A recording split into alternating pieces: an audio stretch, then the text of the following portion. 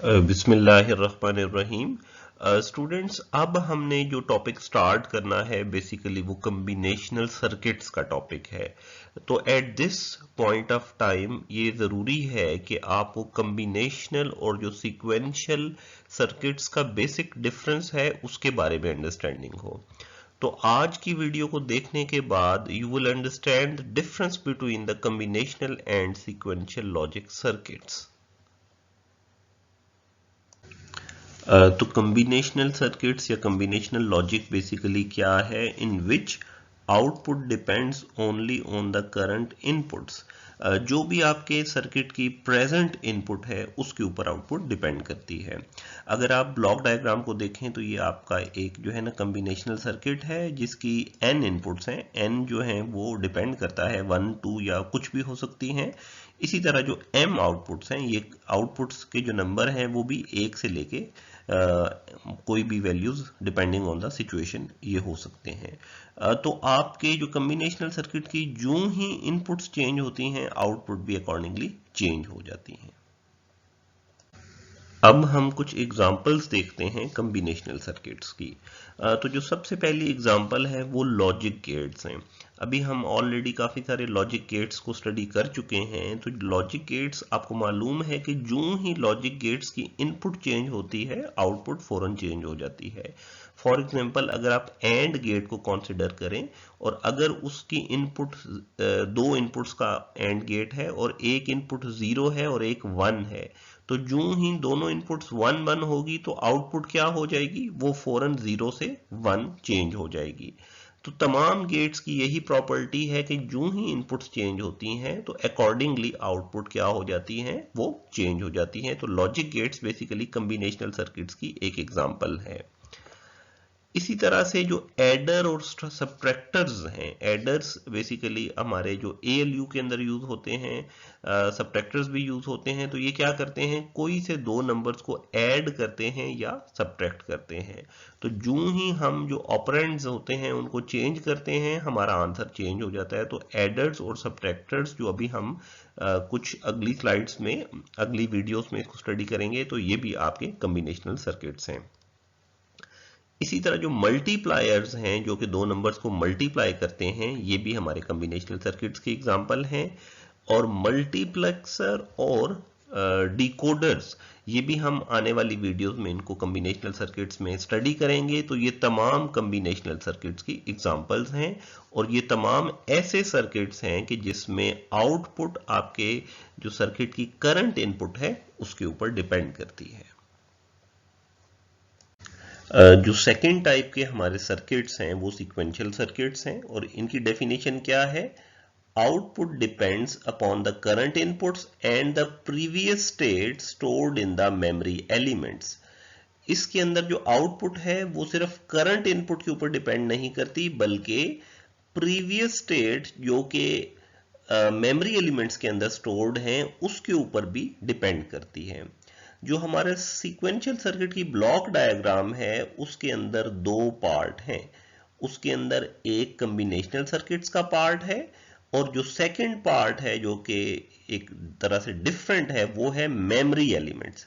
तो जो इनपुट्स आ रही हैं एक तो वो करंट इनपुट्स हैं, दूसरी हमारे जो मेमोरी एलिमेंट्स के अंदर प्रीवियस स्टेट स्टोर्ड हैं वहां से भी हम इनपुट ले रहे हैं और उस तरह से हमारी जो करंट आउटपुट है वो कंप्यूट हो रही है।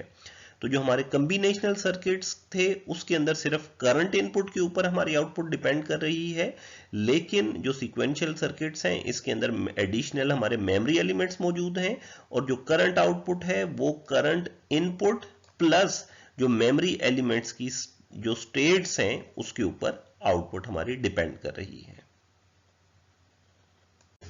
अब हम एग्जांपल्स देखते हैं सीक्वेंशियल सर्किट्स की। तो जो पहली एग्जांपल है वो काउंटर है। काउंटर के बारे में हम जानते हैं कि एक खास वैल्यू तक काउंट करता है और फिर रीसेट हो जाता है। फॉर एग्जांपल, हमारे पास एक काउंटर है, हम सपोज करते हैं कि जो 0 से लेके 100 तक काउंट करता है। जब भी हम बटन प्रेस करते हैं उसमें 1 का इजाफा हो जाता है, 100 तक काउंट करता है और दोबारा रीसेट हो जाता है। तो इसमें जब कोई भी नई वैल्यू आती है, कोई भी आउटपुट आती है, वो दो चीजों के ऊपर डिपेंड कर रही है। एक प्रेसिंग ऑफ बटन जो कि करंट इनपुट है और फिर जो प्रीवियस उसकी जो वैल्यू थी उसके ऊपर वो डिपेंड कर रही है।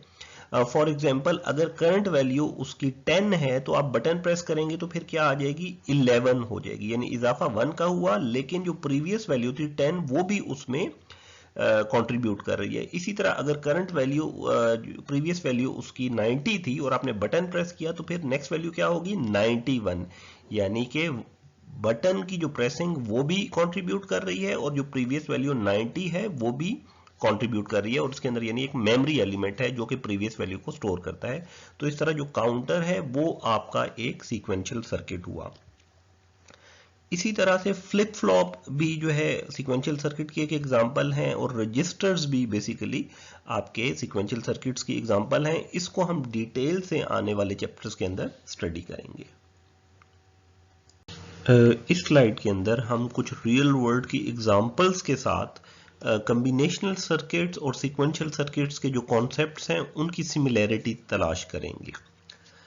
सपोज कि आप जाते हैं एक शॉपिंग सेंटर में, कोई चीजें परचेज करते हैं, तो आपका जो बिल होता है वो कितना होता है, जितनी आपने करंट परचेज की है। फॉर एग्जांपल आप शूज खरीदते हैं 4000 रुपीज के, तो आपको कितना पे करना पड़ता है, 4000 आपको पे करना पड़ता है, यानी कि जो आपने करंट इनपुट यानी जो करंट आपने परचेज किया है उसके अगेंस्ट आपने बिल पे करना है। तो ये एग्जांपल किसके साथ जो है ना इसकी सिमिलैरिटी है, इसकी सिमिलैरिटी है कॉम्बिनेशनल सर्किट्स के साथ, यानी कॉम्बिनेशनल लॉजिक के साथ, यानी आपने जो करंट इनपुट है आपकी आउटपुट उसी के मुताबिक है।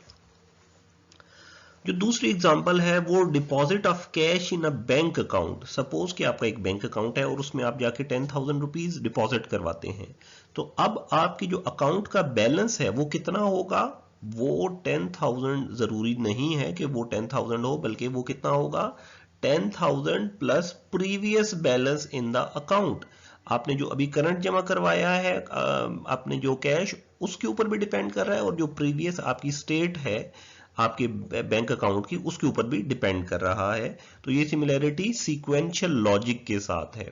सीक्वेंशियल लॉजिक में आपकी जो आउटपुट होती है वो किसके ऊपर डिपेंड करती है, current input plus previous state. तो ये दोनों एग्जांपल्स बेटर अंडरस्टैंडिंग के लिए आपकी हेल्प करेंगी फ्रॉम रियल वर्ल्ड। और स्टूडेंट्स अब वक्त हुआ है आपके क्विज का, और क्विज का क्वेश्चन है which of the following components is not an essential part of a sequential circuit. आपके सामने 4 डिफरेंट एलिमेंट्स मेंशन हैं और आपने बताना है कौन सा इनमें एलिमेंट जरूरी नहीं है जो कि आपके सीक्वेंशियल सर्किट का पार्ट हो। आपने उसको आइडेंटिफाई करना है, और इसका जो आंसर है वो हमारे जो पहले कमेंट के अंदर मेंशन होगा, आप उसके साथ अपना आंसर कंपेयर करें। और हम आपको मिलते हैं नेक्स्ट वीडियो में। अल्लाह हाफिज।